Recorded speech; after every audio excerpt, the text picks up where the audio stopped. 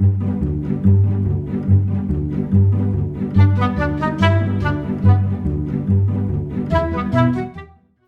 and welcome to another Chelsea chat. A quick one. I've been asked what I think about the Mason Mount situation. I've had various conversations with people on social media. So here's the way I see it, not knowing all the ins and outs of it. Some of the people on social media do. They're the people we need to go to and ask because they know more about the negotiations than Mason Mount or Chelsea Football Club do. But that aside, us who can only go on reading articles by people close to the club and close to the player, Liam Tooney at The Athletic, Matt Law at the Telegraph, Ben Alstein, ESPN and other various places, they all are coming out now with the fact that a contract was actually agreed with Mason Mount by Todd Bowley and co before he went to the World Cup. At the same time, Reece James, if you remember, he didn't go. He signed his contract around the same time. So it was all agreed. Mason Mount said yes. There was just a small issue on image rights that was going to the lawyers. And then when he got back from the World Cup, the pay structure had changed and the contract had been taken away off the table. Now, this is Mason Mount, who has been, this season, he's had a bad season. This is what everyone throws.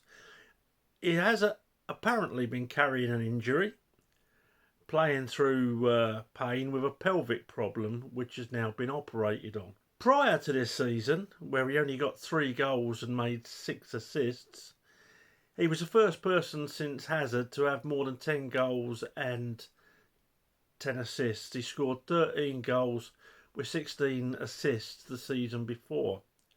All while being on half the money, and I know it's extortionate the money they get paid anyway, but they're professionals and they're like us. If we go to work, if you're a bricklayer and the geezer next to you is not laying bricks as well as you, and he's going at half the speed, but he's getting paid twice what you are you going to be happy about that?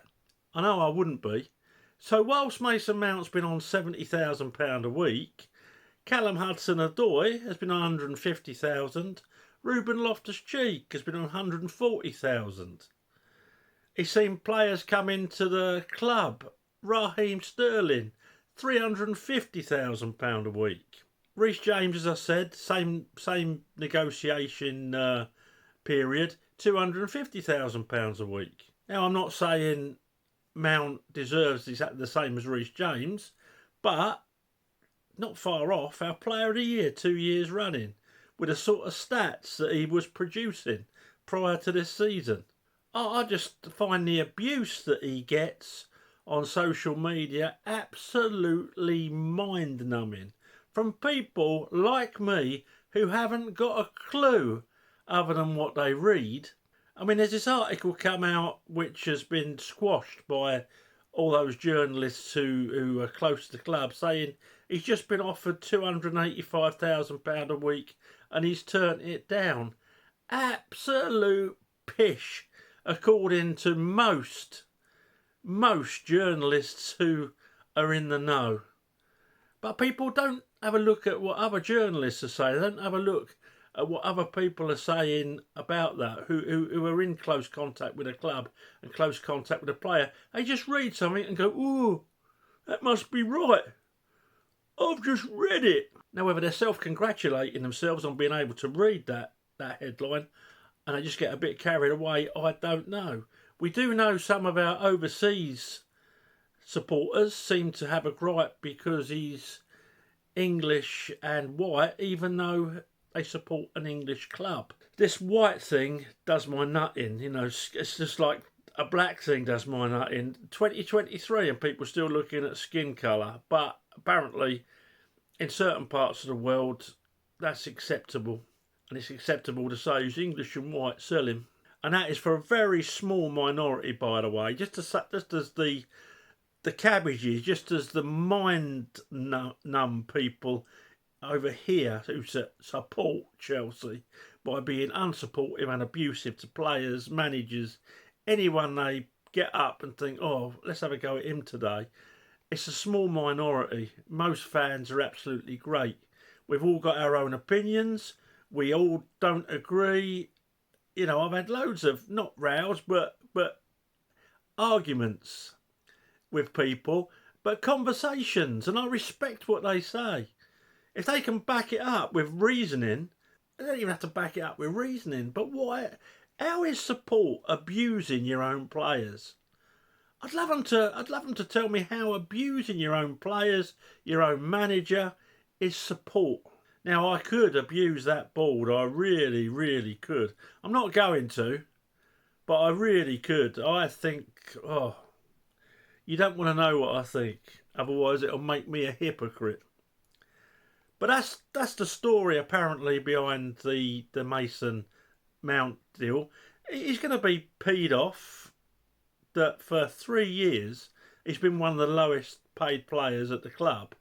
He's going to be peed off that he'd negotiated a deal with a club and then they took it away and offered him something far less. If you went into your pay negotiations with your union leader and the company agreed to give you a 15% an hour pay rise because you hadn't had a pay rise for 3 years, you went on holiday and when you got back they said, oh, by the way, you don't have 15% we'd agreed, it's 5% now, but if you come to work every day for the next 3 years, we'll give you an incentive.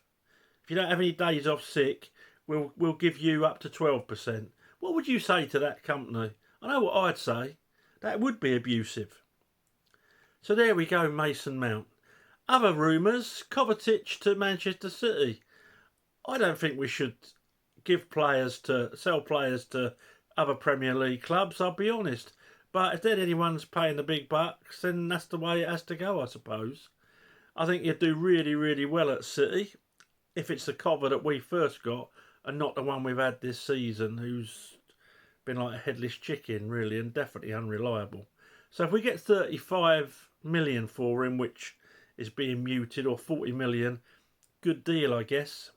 Mason, they're saying Man United have offered 55, but Chelsea want 80. Well, stick with the 80.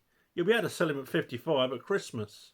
Other players, Ruben Loftus-Cheek, rumoured £25 million to AC Milan. Good business. My big worry is that we're going to be stuck with Cucurella, Koulibaly, Pulisic. There's rumours that he's going to Juventus at a cut price, 20 million. You know, good business. And who else? Not heard Ziyech anywhere yet. Oh, don't let us get stuck with Ziyech. Don't let us get stuck with Ziyech. If I had to sell an English player, it'd probably be Sterling, who I think's been a massive flop. I know everyone's saying, oh yeah, Pochettino this, Pochettino will do that. We don't know what Pochettino would do. You know, at the end of the day, it is what it is. Sacked by Espanyol, went to Southampton, did a pretty decent job. Yeah, he's a good coach. He can bring players on. Whether that transpires into being a good manager, I don't know.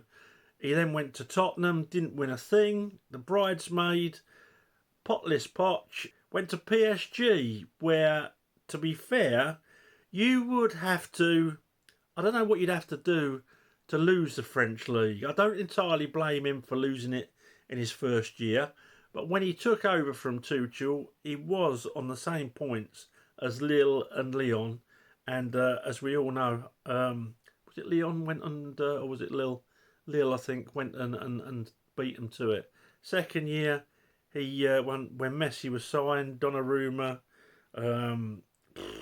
loads of them signed, weren't there, to go with Mbappe and Neymar. They won the French league and the French Cup. I don't know what he's going to be like. He can't be any worse than Potter, can he? But I don't think he's going to be the Messiah that I read he's going to be. But no, we need to get rid of the few of these peripheral players. Obviously, Felix, and people ask me what I thought about Felix. He was a pretty player, wasn't he? He was a pretty player. Wouldn't really fit in with Pochettino's pressing game. So I'm not surprised he's gone back. And let's face it, what did he get? 3-4 goals, was it? out of, what was it, 26 chances I think I read. Couldn't hit a barn door with a tractor. So I'm not surprised he's gone. Zakaria, I thought he was unlucky. I liked the look of him when he played, and he struck me actually as a bit of a Pochettino player. Who was that one that they used to have in midfield at Tottenham? Strong as an ox. Can't remember now. But I thought he might actually stay, but obviously not. And we have got some youngsters coming. Koulibaly looks like he might be going to Juventus on loan. And as for Lukaku, who knows? Who knows?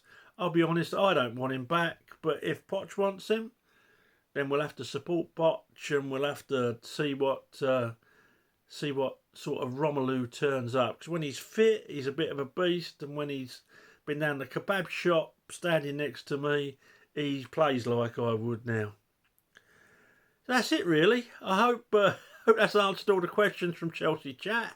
Please subscribe to the channel.